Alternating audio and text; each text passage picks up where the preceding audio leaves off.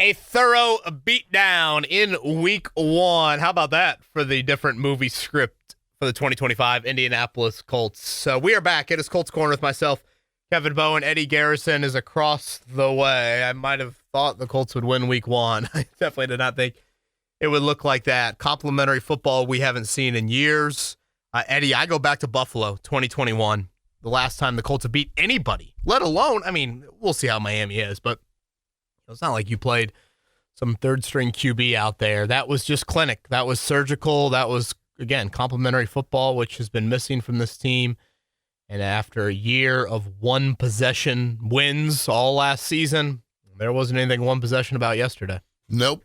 33-8 KB. The point of emphasis I heard on the television call is that Colts want to capitalize off turnovers. Yesterday, they scored 17 points off those 3 turnovers, and they get that. They go down, march down the field, get that opening drive score, and pretty much everything's history. Yeah, that Cam Bynum pick, set up so much of everything that unfolded off of that. So what I liked and what I didn't like will be heavily one-sided today, which in our week one recaps and recent history, we have not had that at all. Again, we're now into our normal cadence, the Monday late morning pods, the Wednesday afternoon pods. We'll try to keep that as consistent as we can here. And Eddie, if a meteor hit the earth right now, the Indianapolis Colts would be your NFL champions for 2025, right? Don't they go off point differential to decide tiebreakers here?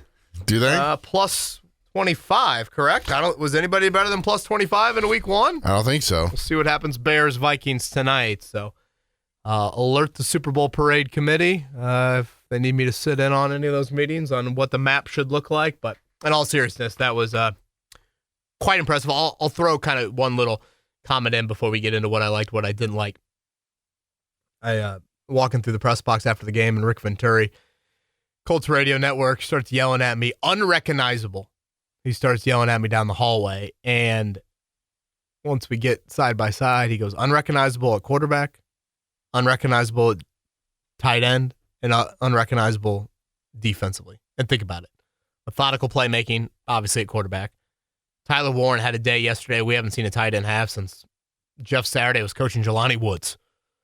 And defensively, we haven't seen, DB sacking and DNs picking dudes off in, quite some time. And just the overall stress on it at all. So I thought it was a great day in honoring Jim Irsay. Beautifully tasteful in many ways. Pre-game, in-game, halftime, all of it.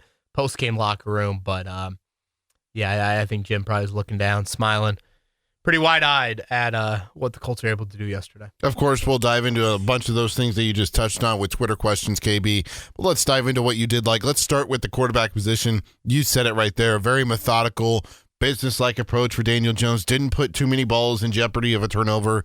Overall, it was a very clean day for Daniel Jones in the offense. It's a great way to describe it, Eddie. The Colts played ball control yesterday. It was a ball control day largely via the brain and right arm of Daniel Jones. Really wasn't Jonathan Taylor necessarily, dominating the ball control element to it. Taylor had a fine day before he exited. But, that was generally double-digit play drives via Daniel Jones. That is everything the Colts hope for from him. Getting the ball out quick, finding playmakers, and simple stuff like the dump to Taylor where, boom, all of a sudden you allow, okay, Dolphins at least have to make a tackle. Oh, wow, they miss a tackle. What happens next? First down or 9 yards, something like that. Tyler Warren late in the game. Dump of the line of scrimmage. Warren breaks 2 tackles. Next thing you know, it's turned into a 12, 13-yard play. Those are the things that they are, again, hoping for from him. Lived in third and manageables, which was huge, and just giving guys a chance. Again, got the ball out super quick. I think it was 2.5, I want to say.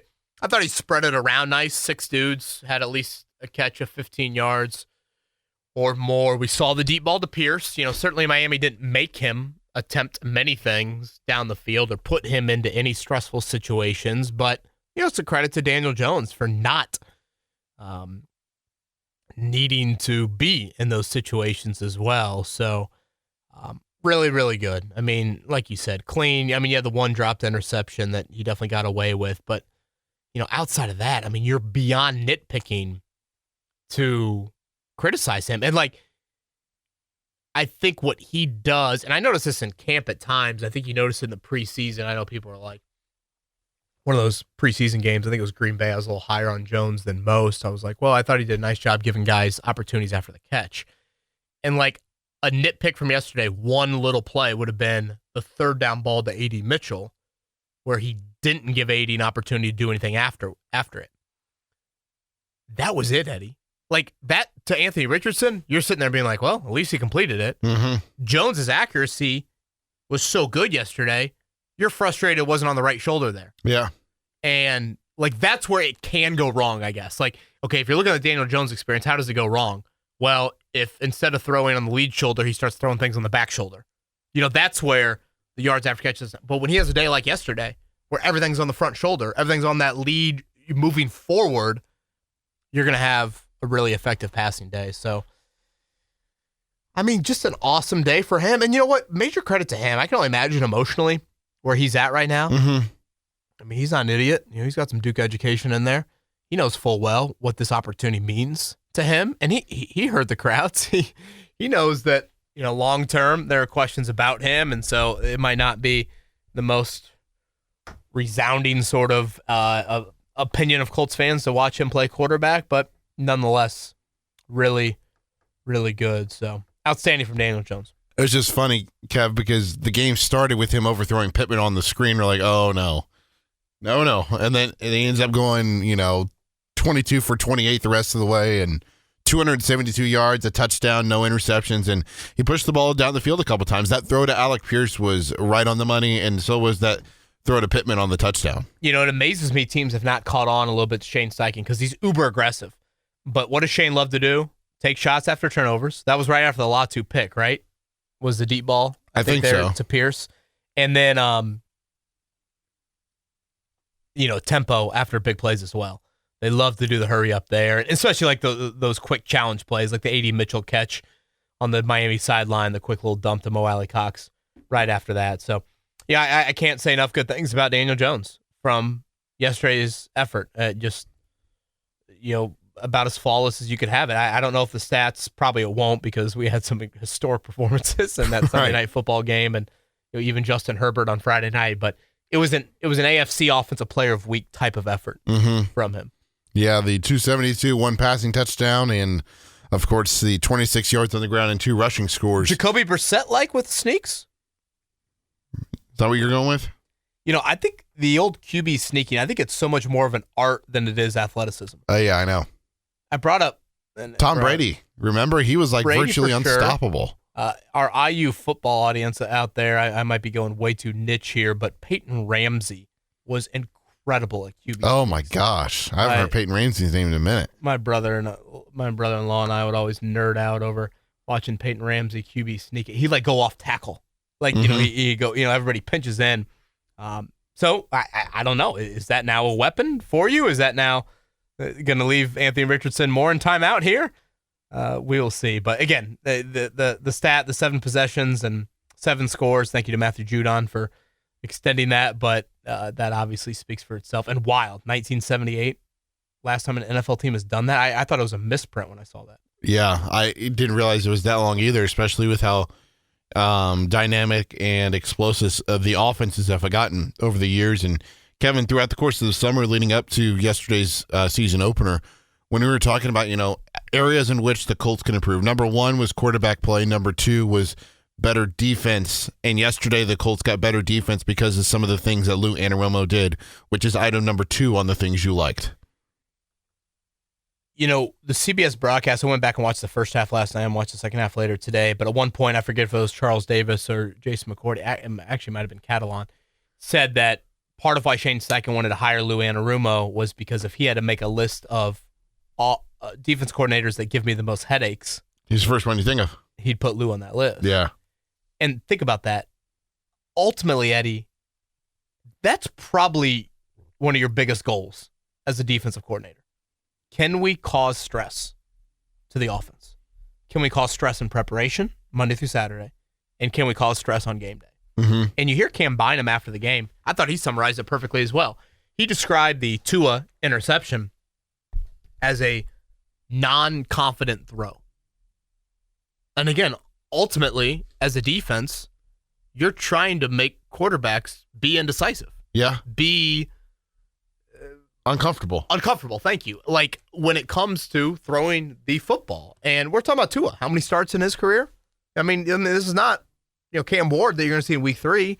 So that to me, I thought really summarized it quite well. Again, whether it's Kenny blitzing on a 1st and 10 or it's Nick Cross on a 2nd and short, it might have been reversed. I forget what the order was. But think about that. Like 2nd and short, Eddie, the offense is thinking, take a shot. Mm-hmm. So now the defense has to think, oh boy, it's a shot time. Should we blitz? So that shot can't happen. Now there's risk in it if you don't get home. Yeah. But if you do get home, now you've created an opportunity for yourself. And they did that beautifully. Obviously, Latu. By the way, how impressive was that Latu catch? It was pretty impressive, yeah. I mean, he showed some range. Yeah. Some eye discipline. Should we throw the Kenny Moore interview, by the way, on this podcast? I was going to make that suggestion, yeah. Okay. Thank you for that. We will ask Kenny about that earlier when he was on our morning show, so we'll throw that in the pod here coming up right before he gets to Twitter questions. But, ultimately, and we've said this about Lou since day one, they will contest, they will challenge, and they'll create seeds of doubt. Like, can you make Tua go back to the sideline and grab the Microsoft Surface and say, damn, I didn't know they would do that. I mean, that's your goal of Bo Nix this week. As they prepare Monday through Saturday, like, all of a sudden, Bo Nix is grabbing Sam Ehlinger and being like, dude, you didn't tell me that when you were there, you were throwing Latu into coverage. Yeah. Ehlinger was going to be like, we weren't doing that. It shows you the involvement of a opposing defensive coordinator and what that can do. So I thought Lou was great, outstanding. I mean, just both coordinators in their bag, if you will, if you can kind of quote the old young kid look there. at you, Kevin. So, I know, I don't know. My going backwards hat, and now all of a sudden my hat's backwards right now. I feel hipper. Yeah, I was about to say. I sound nasally, but I feel hipper. First shutout through 3 quarters since that New England game in 2021. That was the big Jonathan Taylor run game late in that one. So, yes, just a great, great day against an explosive offense. And I also want to commend the tackling. I think anytime you tackle as poor as the Colts did last year, anytime you start a season, anytime you face that track meet of a personnel group that Miami has, tackling is a premium. And outside of the touchdown, I thought the Colts tackled soundly, very soundly. I bet the yards after catch numbers were really, really low. Or, like yards after contact is probably the better way to put it there. So, great, great work by the Colts. And the final thing, and it was hard not to bring this guy up sooner, but Tyler Warren, what the Colts did with him yesterday was everything that, you envisioned going into the season. He's a stud. Eddie, in the fantasy football draft that we had with our loyal listeners last Wednesday night, I expressed a lot of frustration when I did not get Tyler Warren in the draft. You I did. Made the chat known. I think he went did he go 6 in our league? Oh, that sound right? Round 5 or 6? Yeah, it was early. And I literally thought about taking him before that. He's going to be that heavily involved. And, even if you don't want to nerd out over the fantasy football, 7 for 70 obviously is a great day for a tight end. 7 for 76. Again, we haven't seen that for a Colts tight end since Jelani Woods on whatever that was, Sunday Night Football, late in the 22 season. But I think you have a guy that is already commanding major NFL attention in Tyler Warren. And I want to go back to 2 plays, Eddie, that he made yesterday where he didn't catch the football. One, the Michael Pittman Jr. touchdown. You watch that play. It's a 2nd and 20 coming right out of the first quarter break. And Warren runs right down the seam. And their tight end, number 9, I'm going to mess up his last name, so I'm not going to do it. He is clearly preoccupied with Warren. And I don't know, maybe Warren's first quarter presence has already created this. Maybe that was Miami's plan of, hey, in the red zone, we really got to be worried about 84, et cetera, et cetera. But on a 2nd and 20, he is so worried about that. That leaves Michael Pittman Jr. to have that access into that zone window where Pittman runs that out and up. And if you watch the replay, Warren raises his hands when the ball is in the air. He knows the coverage. And he knows the safety didn't get over there. And he knows as long as the target is there, and it was a nice ball by Jones, and obviously Pittman hauled it in after the bobble, it's going to be a big play. And again, that is his presence. Fast forward later in the game. Mika Fitzpatrick lined up one-on-one with Tyler Warren on a third down in the red zone. Should have been a pass interference penalty. That is the Dolphins saying, we have to put our best DB on Warren. If I am Vance Joseph coming up on Sunday, there might be times I put Patrick Surtain on Warren in the red zone.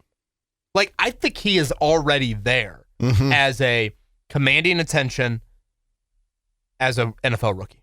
Week 1. Like, I think he has gotten to that point. Again, the stat line should tell you enough. 7 for 76 is great. You know, he had the fullback dive there on 3rd and 1. Like, all of that is just great. But I wanted to point to a couple other plays that Warren made. Obviously, you saw the run after the catch that I mentioned a little bit later. But, he's just a stud. He's a flat-out stud. And the 84 jerseys will be bought in a hurry if they're not already, thanks to Jack Doyle. Freaking baller, man. Shane Steichen's words. That was a great quote from Steichen post-game there. Could you sense the giddiness? Yes. Of one Shane Steichen? On the Shane Steichen giddy meter, that is me celebrating Notre Dame beating Penn State in the Orange Bowl.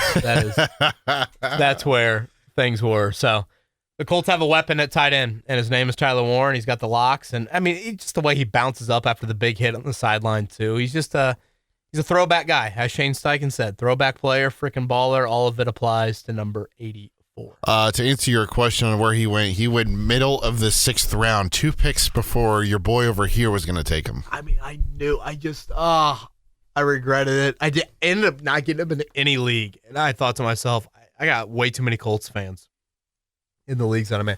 Because his average draft position was like 113, if I remember correctly, on ESPN. And, gosh. He started flying off the boards like last week. Yeah. Like, again, nothing about his usage surprised me on Sunday.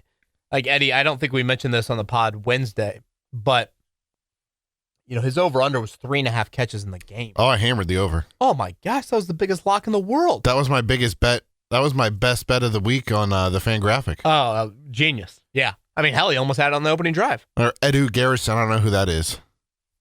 Who? There was a typo. It was my name was misspelled. Oh. EDD-UE. EDI, you go with Edie. You shout out Edie Whitaker, absolute legend, queen, goat. But yes, well, hey, 1-0 is 1-0. I don't care how they spell your name as long as it cashes.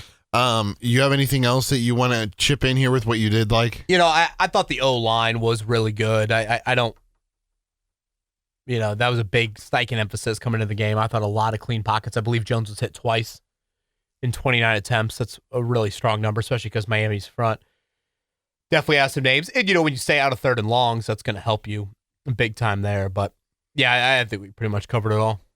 When you dominate in which the Colts did, it's hard to find anything that you did not like. But 2 things that I think that were a little bit of cause for concern for me moving forward was the fact that, you know, Miami was able to pretty much get 5-6 yards every run. They finished the day, 12 for 78 for 6.5 per carry. And then this was a problem in the preseason. I don't know if you remember, KB, but like in that Baltimore game, and they were just really bad in coverage, like punt and kick return coverage on special teams.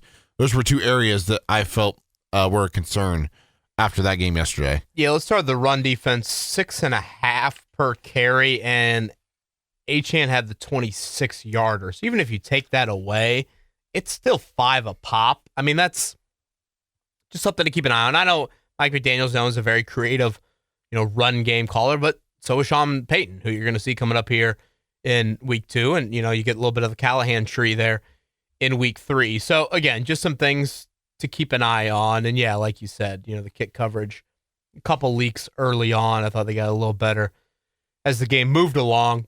And, you know, a lot of it, I think, is still feel of like what you want kicking-wise. You know, one of their big stops they got was because Schrader was able to hit kind of a pop-up that bounced. Yeah. And then Miami had a field. And I want to say Eskridge, I think their return, I want to say he got hurt too.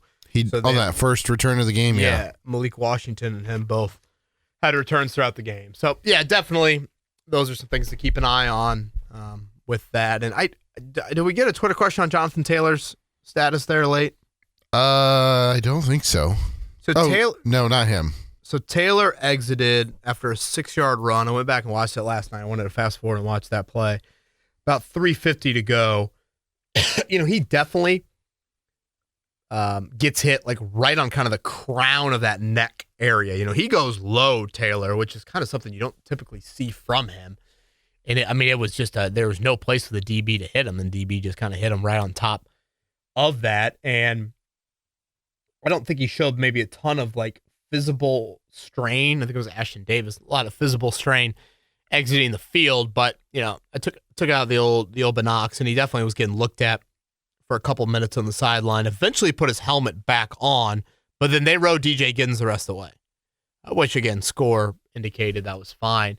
At that point, though, Eddie, I don't believe had used Giddens or Ulysses Bentley the fourth at all. I don't think so. We're talking 3 minutes to go in the third quarter. That's wild. Mm-hmm. So, I asked Shane Steichen on Friday at his final press conference of the week, you rode Taylor heavily late last season. He was north of 30 carries. Oh, yeah. A couple games. Is there any sort of, hey, look at the Wisconsin resume, look at the Colts, do you want to pitch count this at all? And I got the impression walking away from there, no.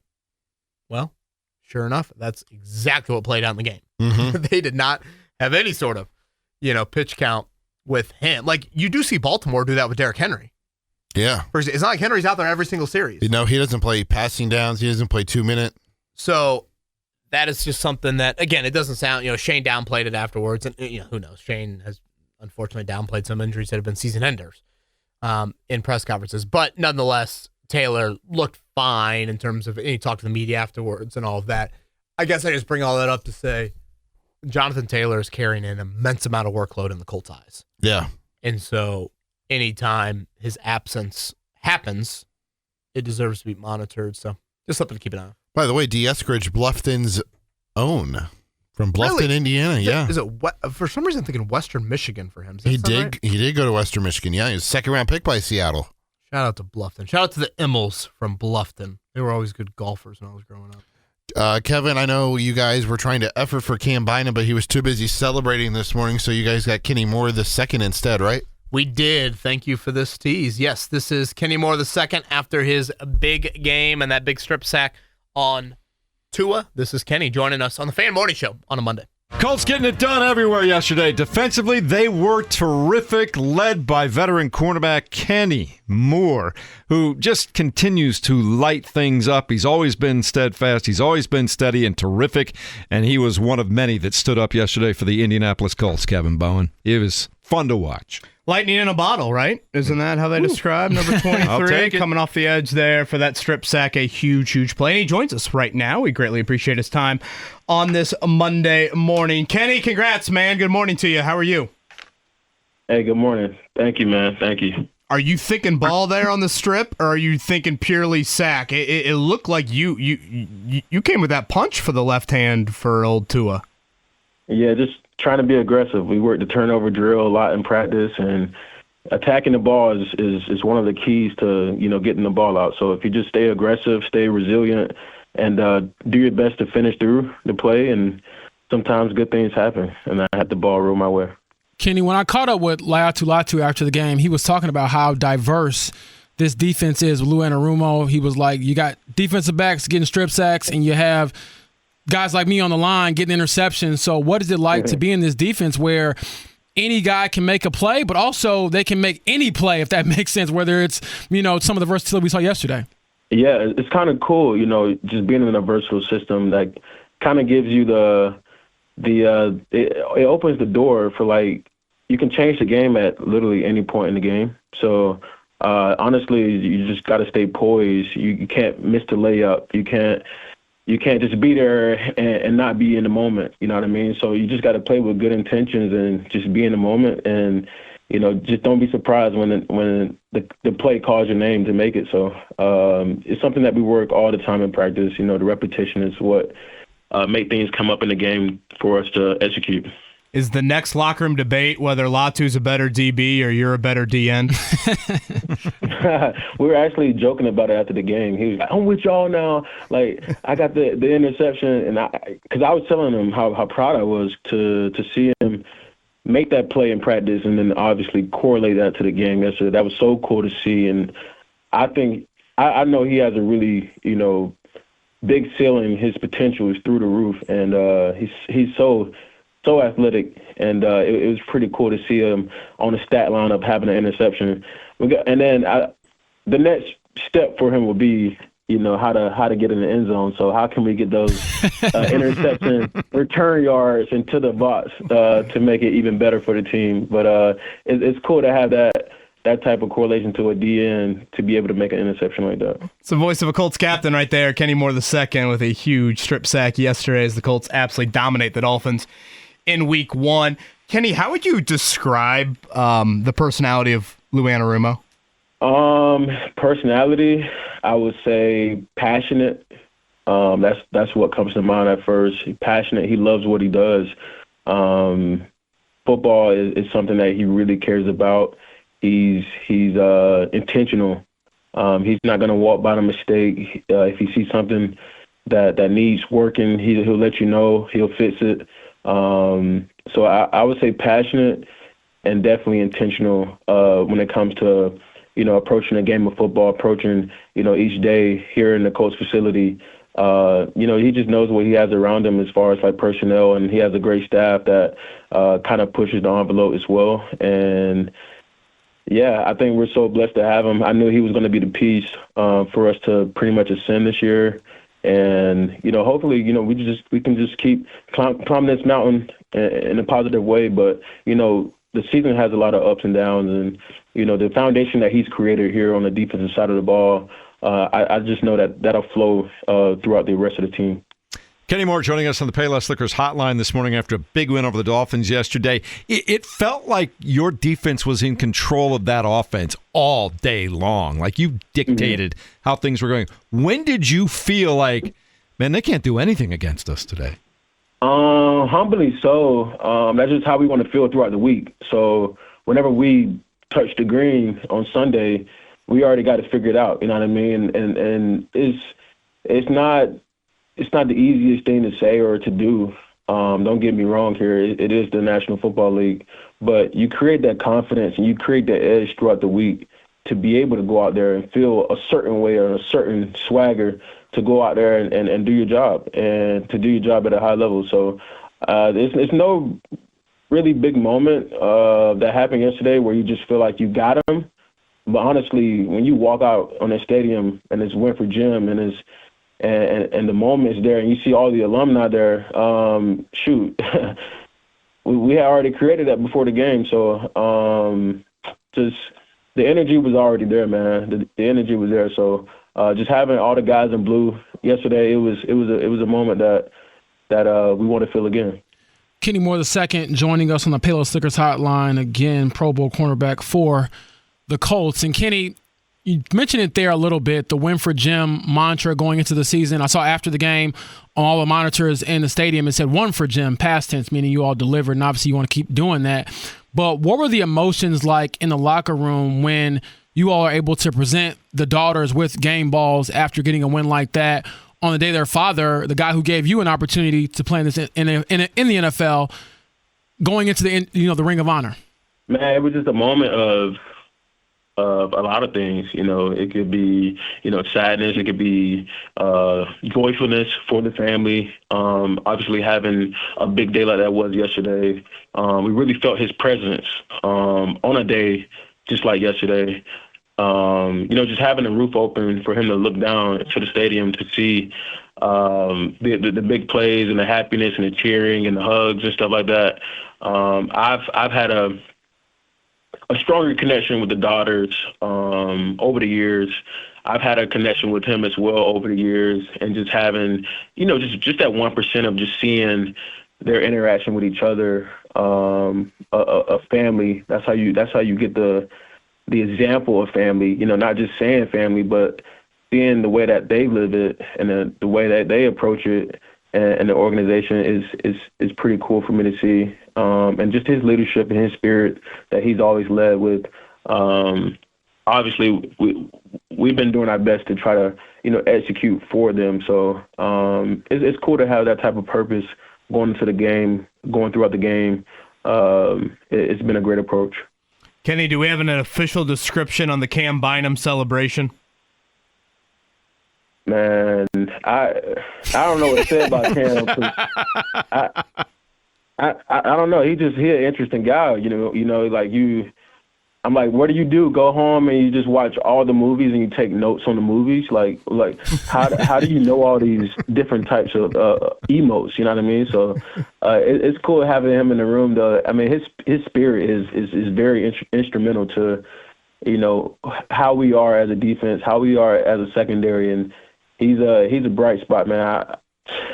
I wear my heart on my sleeve, so you will see my good and bad times. This guy is always on the high, so it's pretty cool to have a guy like him in the room. Yeah, that personality definitely seems pretty infectious. Okay, last one for me, and again, we can't thank you enough for the time here. On this, a little infectious right there. On this Monday morning. I believe you are in the facility right now, just for fans that maybe aren't totally in tune to kind of the week-to-week routine for you in season. What is a typical Monday like for you after a game? I'm getting up at 7 o'clock to get back to the facility.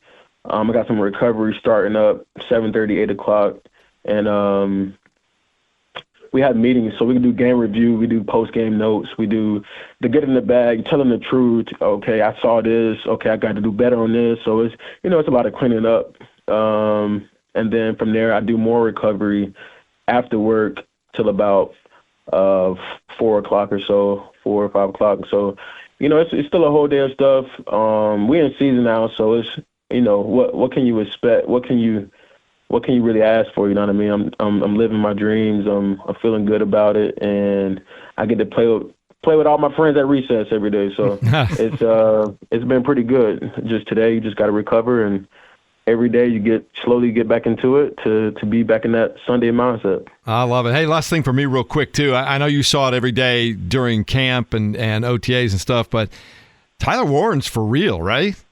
Yeah. It was cool to see how active he was. The preseason is always one thing, but to actually see it during the season, you're like, okay, this is for real.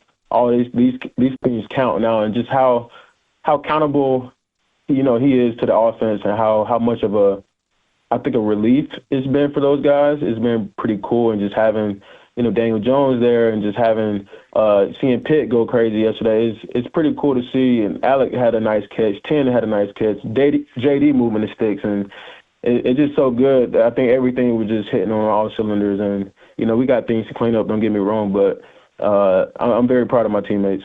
Well, good job out of you and your teammates and everybody else, especially on a day meant to honor the late Jim Irsay. You guys did him proud. So thanks for joining us this morning. We appreciate it, and we'll look for you next week against Denver.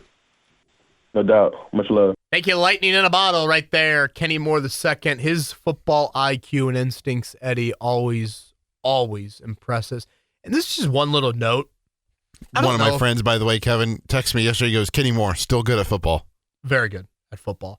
And, I don't know if it's a stat, because, if you look at the penalties yesterday, Eddie, they were relatively the same, in terms of 3 and 4 for each team.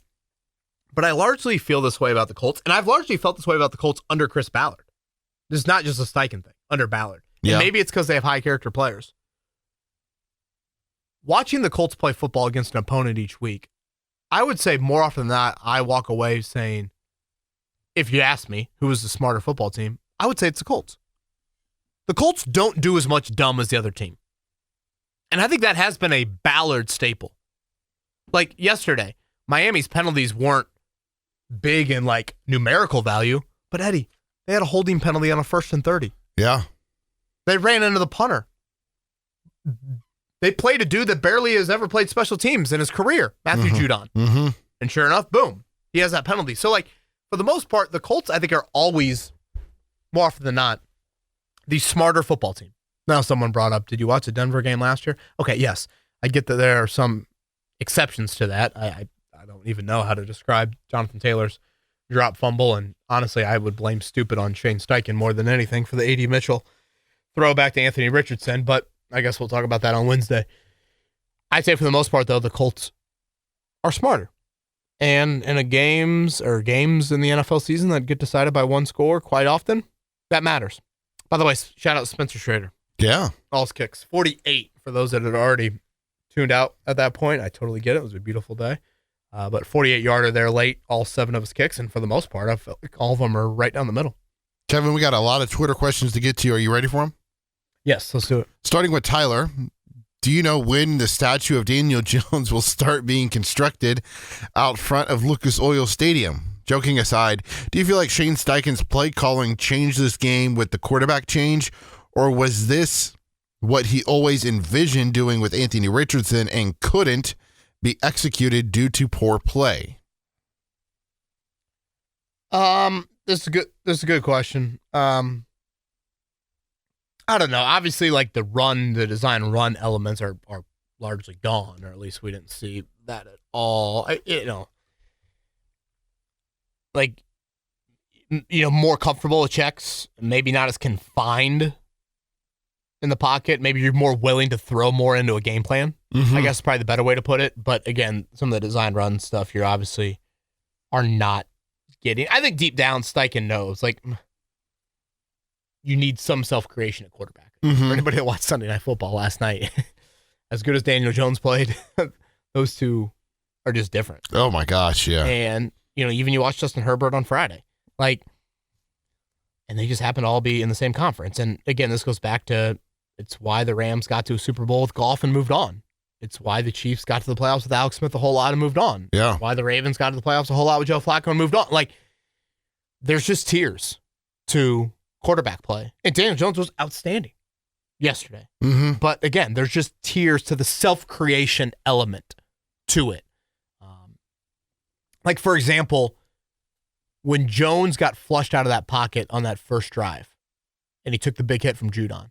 Yeah. There are some quarterbacks that finished that play. Now, it would have taken Houdini. It would have taken squeeze the ball into a tight window in the end zone.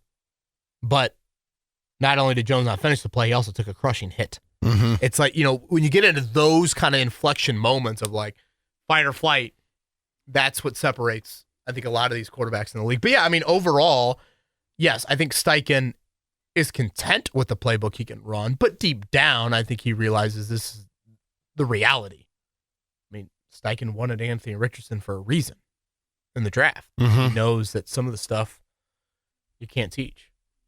I just felt like, and I couldn't remember the last time when I watched the Colts game, Kevin, and I saw so many receivers that wide open. Mm-hmm. Yeah. I can't remember the last time. Shane schemed a whole lot up, and when you get the ball that quick, and yeah, I'm sure Miami, obviously, there were major questions about their corner group, and maybe they just flat out stink, but still, I think Colts deserve a ton of credit for that. And one thing, too, because I know people would be bitching the opposite way, mm-hmm. Steichen's aggression is LOL. He went for, I ended up jotting them all down, 4th and 2 with 2:42 to go in the first half, and they're just past midfield. Mm-hmm. At that point, you're up 17-0. Miami has no timeouts. That, to me, is if you don't get it, you now have given Miami life. Yeah. Even if they only turn it into 3. 17-3 at halftime. Mike McDaniel now sprints to the locker room even faster than he usually does. And they get the ball to start the third quarter. Was that the 4th and 2 that Daniel checked? The downs. Yeah, checked out of something and got into that play. Right. I think he changed the protection. That's what it was. And got it to downs wide open. Colts turned that into 3. Later in the game, I think it was 20. I want to say it's 23-0. They went for a 4th and 2 late in the third. And 23 to me, mathing it, is still 3 possessions. Mm-hmm. 1 touchdown, obviously, and then 2 with 2 2-point conversions. If you kick the field goal there and it's 26, that is game over. That's 4 possessions. Mm-hmm. You get it to 4, it's over. Vince Carter. And he goes for it again. He went for every 4th and short yesterday, where any of the fails, you have given Miami their first hope of life all day. Mm-hmm. It's just, swagger. I don't think anyone watches Shane Steichen speak and says there's swagger and there's cockiness, but you watch him play call and coach and go for fourth downs, that man's one of the cockier, swaggier individuals out there. Oh yeah, he knew that his offense just had it going yesterday, and Miami had no answers, and he could find something to draw up in each one of those plays. Craig would like to know, are the Dolphins that bad or are the Colts that good? Yeah, I mean, obviously there's a happy medium to some of this, but let's, again, go back to this. That is a legit quarterback who you humbled. Legit quarterback who you humbled, Eddie. Mm-hmm. When's the last time the Colts have done that? Even if you go back to the beat Lamar Jackson in week 3 a couple years ago, that was Matt Gay kicking how many field goals in that game? So, look, I mean, week 1, there's fool's gold abound. We know how this league works. So wasn't it the Saints last year, Eddie, that scored over 40 in their first 2 games? Yes. And Dennis Allen became the first coach to be fired last year? Yep. So, yes, we know that September 7th football does not mean you're good on October 7th, November 7th, December 7th, or January 7th. But you also have made some very tangible changes to your operation at quarterback, at tight end, and along the defense. So same old Colts, I don't think necessarily you just chalk it up as to that. And again, Miami gave you some gifts: the run and the punter, the offsides on the 3rd and 10, the dropped INT. I mean, that could have been a huge play in the first half. That could have changed things. But when you've dealt with the futility the Colts fans have dealt with in week 1, people could say anything in this first 24 hours after the football game, and I wouldn't bat an eye. You could say anything. You could say move Peyton's statue to Shapiro's parking lot and put Daniel Jones' statue out front. You could say anything to me. You should feel however you want to feel for 24 hours. We will get, Wednesday's pod, we'll get back to each week. But you know what? Not today. Feel however you want to feel. Do we get the build eye for Tyler Warren now, KB, on your timeline? Boy. That would be a beautiful looking with those locks. Yeah. Jay wants to know, does Warren make a defense stay honest like how Travis Kelce or a Rob Gronkowski did? Give that to me again.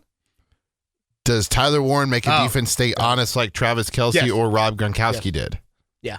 I mean, again, go back to the Pittman touchdown that we talked about earlier. Go back to Minko later in the game. I think he is I cannot recall the last time the Colts had a pass catching option that struck fear in an opponent in that area of the field. Mm-hmm. And again, they'll use him in the backfield. Yep. I mean, obviously they did a fullback, but I'm saying they will use him more creatively. And even if you dump it to him, you still have to tackle the dude in that area, which, if you can get some ISO, because, I guess if you want to nitpick, like low red zone was maybe an issue for the Colts yesterday. If you want to nitpick, I mean, Schrader kicked field goals from where? 24, 28, and 35. Mm-hmm. So, obviously not perfect down there by any means. So, that's an area where, like, it's just like let Jones touch the football. And Jones or Warren? Let Warren touch the football in those spots of the field and see what can happen there. Speaking of Tyler's, he would like to know, was that Danny Dimes or Andrew Luck out there yesterday? Like I said, man, move the statues. Retire jersey number 17. Yeah, I mean, really, one interceptable ball. I mean, I'm trying to think of the misses. I mean, the misses to me weren't even that egregious. Again, I brought up earlier, like drew a couple offsides. Yeah. I mean, cadence-wise, he had that going. I mean, hell, it might have been a bit Andrew Luck and Jacoby Brissett with the ability to QB sneak it. So yeah, the deep ball to Pierce. Denver will be a great challenge. I mean, they are one of the better defenses in the entire NFL, and their secondary again is very sound. And if you look at some of the deeper analytics, for the most part, it was more of a, underneath stuff from a passing game. But, how about the throw to Warren on that first drive? I mean, that was a ball in the preseason he missed. Yeah. Down the sideline, and he hits that. So, those are some areas where you want to see it. And again, I didn't feel like Taylor had the big time day where you could really rely on, play action stuff or things like that. He was 3.5 per carry, Taylor, at halftime. We had 15 carries in the first half. That's a ton. So, that aspect to him as well, you could tap into a little bit more. offensively. And that's probably an area where you could look at it as glass half full. Like, you didn't really even get to the point where you were having that run game that allowed you to do even more things. I was going to ask something about Tyler Warren, but I forget now, so I'll just move on to Colt Maniac. Nice to see the defense play with some more disguises. It's also nice to have a good tight end we can make use of. How surprised were you with the Colts' overall performance from Colt Maniac? Well, I mean, I thought the Colts would win their opener, but obviously I didn't think they'd be emphatically at all. So, yes, I mean, beyond impressed from the overall effort and the complimentary football of it. And, I mean, Eddie, didn't they have 8 wins last year? All by one score? Yes. I mean, there wasn't a time in the second half yesterday that I thought that thing was going to get back to one score. So, yeah, and, you know, it's important, I think, to point out, too, along with this win, if you just want to live in the bubbles of W's or L's, it's critical you get these W's early. Like, I have them starting 4-2 in the game-by-game prediction that I did. So, like, I saw and I continue to see real opportunity. And, like, Denver's not overly impressive to me. Yes, defensively they are, but, like, Bo Nix still threw some balls yesterday into Nix traffic. still has got to prove a whole lot to me. And offensively, I mean, what? It's Cortland Sutton and I guess a little bit of a run game maybe. You know, so that's not big, you know. That's not a huge worry, I think, from just an explosive nature. But, you know, we will get into this debate probably a lot. And, you know, a little bit of it that is there in week 1 of, like, you know, I think I said to you, Eddie, a little bit earlier last week, like, to me, Daniel Jones starting, like, I don't think this Colts team is going to be a top 5, top 10 drafting team. I think I said it to you. I think there's a better chance they draft in the bottom 8 than they do the top 8. Mm-hmm. Like, 9-8 was my final prediction on the year. But to me, they are 2 very different conversations. Whether you're talking about reacting to Jones in the short term, or is that the QB you want to call your franchise quarterback? Those combos are different.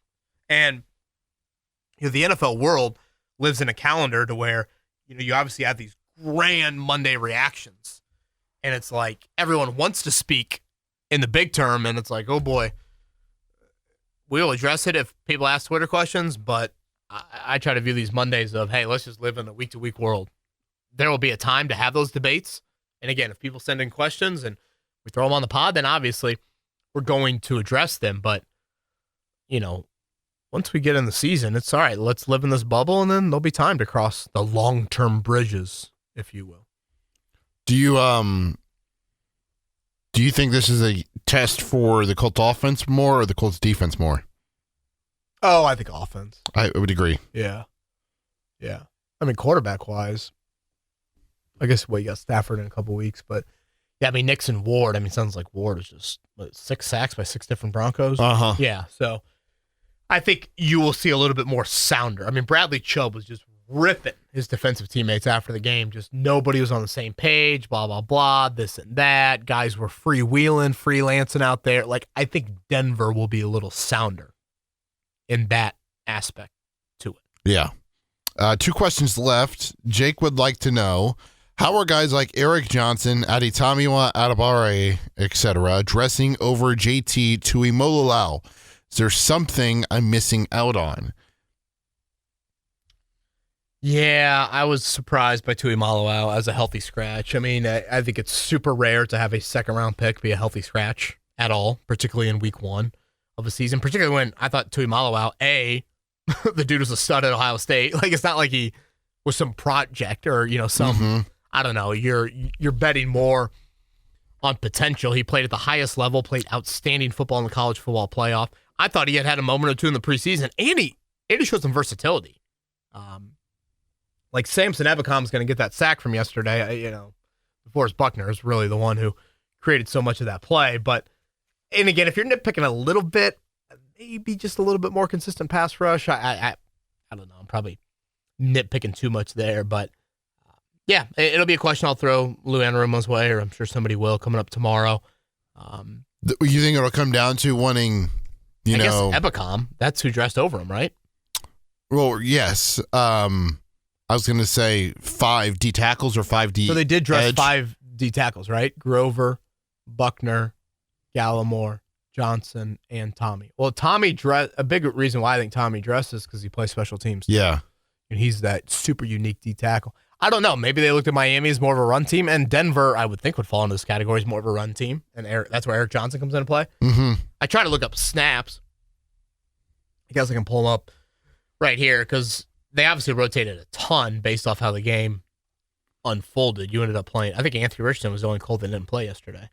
You ended up playing a ton. Kenny Moore played 45. That was 94%. So did Eric Travarius Johnson Ward. played 7 snaps. Boy, that is really low given the fact that they were subbing late. Neville Gallimore played 13. Tommy played 13. 10 special teams. Boy, I would expected those. I mean, they didn't get a ton Ebicom of played defensive 18. snaps. I mean, they only got 45 defensive, or 48 defensive snaps. I mean, that's not very many at all. Tyquan played 22. Mekhi Blackman got in there for 22. Yeah, I guess I'll sum it up to say definitely disappointing that Tuimoloau was not dressing. By the way, injuries. I know we touched on Taylor. Jalen Jones left with a hamstring. Yeah, I feel awful for Jalen Jones. Non-contact, running down a punt. I mean, he wasn't playing at corner, but, I mean, you think that's got to be a big setback for him. So, yeah, major, major bummer. I didn't see Juju Brents get in much. I thought when what's-his-name got hurt, Storm Duck got hurt, I thought he might play a little bit there. Boy, I still can't get over Storm Duck. One of the best names in the NFL. No? Gosh, did Juju Brents even play? No. He was dressed, wasn't he? I mean, he wasn't. He was active. Gosh, 73 snaps for the Colts offense. That's a lot. That's pretty rare for a corner to dress and not play special teams or on defense. Final question, KB, is from Garrett. Is this the new standard for what the Colts fans should expect from Daniel Jones this season, or do you think he will have trouble to produce this result consistently this year? And second, if Jones is able to win over the fan base this year with good play, what are the chances we can see a Darnold situation from last year play out, but instead we see him stay in-house for the contract? Not sure if this is the best case scenario, but as Jones hater coming into the season, he definitely quieted me today. Thanks to you and Eddie as always. Oh, Garrett, thank you, brother. Garrett, let's just live in the moment. And let's just live in the moment. I guess I kind of addressed this a couple questions ago. It's the most difficult aspect to seasons like this. The New York Giants obviously saw with Daniel Jones a few years ago, and whatever, Sam Darnold and Geno Smith have provided. Baker Mayfield has provided it. Do you believe in the 1-year sample size? Like, let's say Daniel Jones continues this. Do you believe in it? And do you say change of scenery? Do you say better supporting cast? Do you say Shane Steichen, all that? Do you run it back with Chris Ballard? I mean, like, all of that are, very real big picture combos. I think most importantly, one of the great things about the NFL is 17 weeks can seem like 17 years. Like, it is damn impressive to string together a season. Really, really impressive. And then to do it again and again. So that's why the great ones are truly, truly great, because you watch Allen and Lamar do it last night, and like they're still doing it. Or Derrick Henry, a running back. I know he had a late fumble, but it's generational what he's doing at that position. So the beauty of the NFL is it's a grind, and it's about stringing it together, and it's about stretching it out over the next few months. So I think I kind of already answered this already. I mean, there have to be real proof, real stringing it together for me to give him a long-term deal. And that's just me answering the long-term big picture answer. That's purely what I'm doing there, because nothing should undermine what he did yesterday. He was outstanding. Outstanding yesterday. But to earn a multi-year franchise-worthy contract, that's a big deal to me. Big, big deal. And you got to show a whole lot. So, yeah. To go back from earlier in the pod, KB, yes, Colts #1 and point differential #2. Do you know who it is? Boy, I really don't pay attention to much of the NFL outside of the Colts. Did the Commanders win by a good amount? They won by 15, but it wasn't them. Is there another 20 team? Not 20. Oh, is it the Jags? Yeah. Really? Wow. Those pesky Jags. Duval. God bless Liam Cohen. Jacksonville, I've always had a softer spot for than most. Really? I feel like they get a really, people think they're, utterly horrific. People think they're, the Browns or whatever. But it's didn't they, look up the last few years for the Jags. Didn't they make the playoffs? Didn't they have, back-to-back winning seasons? They made the playoffs one year, and they were that team, And they blew the big one against the Chargers. Was that right? Well, that's the one they came back and beat. Was that it? And then they lost the next game. And they lost in the divisional round to Kansas City, and that was the game where people thought they could win because Mahomes hurt that ankle and was walking on one leg pretty much that entire game. Right. I remember, again, people talk about Jacksonville like they're the Browns. Last year, they're bad. The year before that, 9-8. The year before that, 9-8, and we just rattled off their playoffs. And then they were one drive away from going to the Super Bowl in 2017. Yeah. Can you imagine if an NFL franchise had three winning seasons and 2 playoff trips that included wins like that in the last 6 or 7? Hell, if you're a Colts fan, you would sign up for that. Did you stay up? I know we're getting to the end of the pod. But did you stay up for that game last night? I did. I had Henry in a must-have fantasy win in kind of my bigger money league, so I needed it bad. I lost in the Colts corner league because of Josh Allen. Did you? Mm-hmm. I think I won our league. So yeah, I was locked. It reminded me of Rams Chiefs. Yeah. From whatever that was, 1918, something like that. And it also reminded me of Chiefs Bills from that playoff game. Sure. I was thinking of a primetime regular season game where I'm literally thinking should I wake Maddie up? And I'm thinking to myself, can you imagine if I woke up my 31-week pregnant wife right now to watch the first NFL weekend? Oh my gosh, if she left me, I wouldn't even blame her after that. But yeah, that was epic. Derrick Henry, dude. I know he had the late fumble, but damn. And Matt Prater, I swear he's been my fantasy kicker for 8 of the last 9 years, and I had no idea he was still alive. He looked old. He looked rough. He looked rough, to say the least. Back Wednesday with the pod, previewing Colts Broncos. Yeah, did you see one of the Bills players after the game when Prater, they were interviewed, they said that Prater walked into a special teams meeting, they're like, oh, we got a new coach. And then they're like, oh, wait, that's Matt Prater? Epic. Yeah, Wednesday afternoon. We'll come back with the pod. He's Eddie Garrison. I'm Kevin Bowen. Colts Corner with yours truly signing off. Thank you guys for listening.